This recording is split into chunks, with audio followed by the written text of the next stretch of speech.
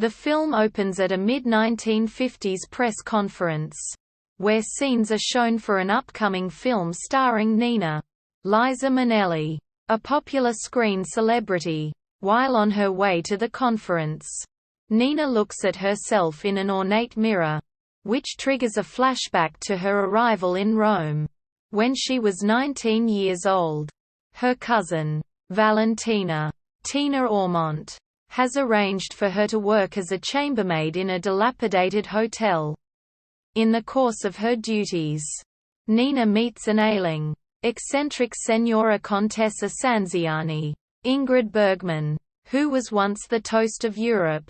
The Contessa receives a visit from her husband, Count Sanziani, Charles Boyer, from whom she has been estranged for 40 years.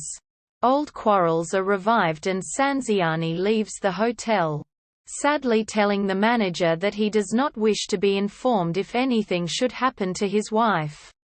After having a discussion with Nina, the Contessa decides to take her under her wing and turn her into a lovely and sophisticated woman. Nina is troubled by a birthmark on her forehead, but the Contessa assures her that someday important men will be eager to press their lips to it. One evening, the Contessa summons Nina to her room and shows her a scarlet sari an Indian ambassador had once given her. She insists that Nina undress and places the sari on her. The Contessa then cuts Nina's long, dark hair and puts makeup on her and transforms the maid into a beautiful woman. Nina tells the Contessa she wishes she could be just like her. But the Contessa says that is a silly desire. While listening to the Contessa's stories, Nina imagines herself living out the Contessa's existence, triggering a series of fantasy sequences, all set in elaborate settings such as casinos and Venetian palazzos. On a rare day off from work, Nina explores Rome and begins to sense the wonderful possibilities that may lie in store for her. That evening, while she is performing a task for the Contessa, the latter suffers a mental breakdown. The manager of the hotel, angered by the Contessa's wailing, insists that she must leave the hotel within a few days. The next morning, Nina seeks help from Mario Spiros Andros, a frustrated screenwriter who lives in the hotel. She has brought with her some of the Contessa's old stock certificates, hoping that Mario will be able to determine their worth. Mario tells her the certificates are worthless and that he feels no pity for the Contessa. Nina reacts angrily and leaves his room. Later on, Nina goes to a bank and finds that Mario was very nearly right. Most of the certificates are, indeed, worthless. But one, from the Bank of Congo, is worth enough to pay the Contessa's hotel bill for several weeks minus 150,000 liras.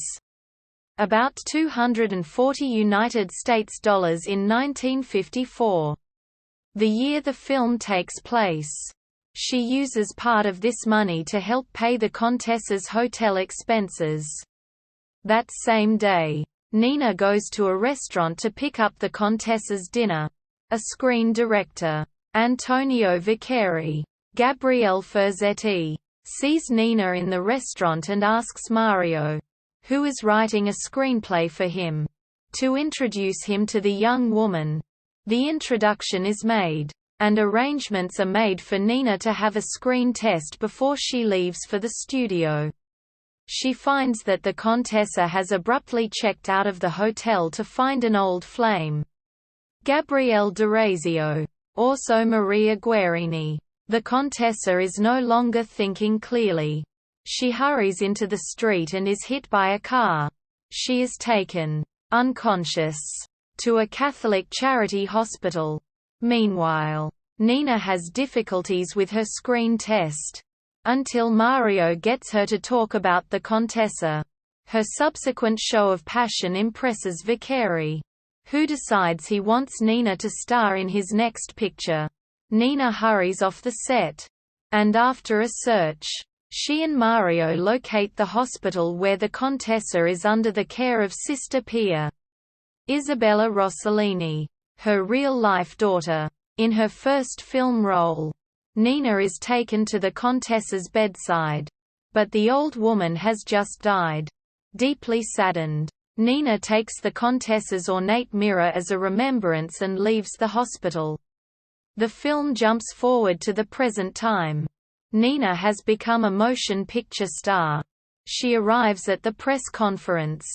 As she steps out of her limousine, a girl hurries up and says she wants to be just like Nina when she grows up,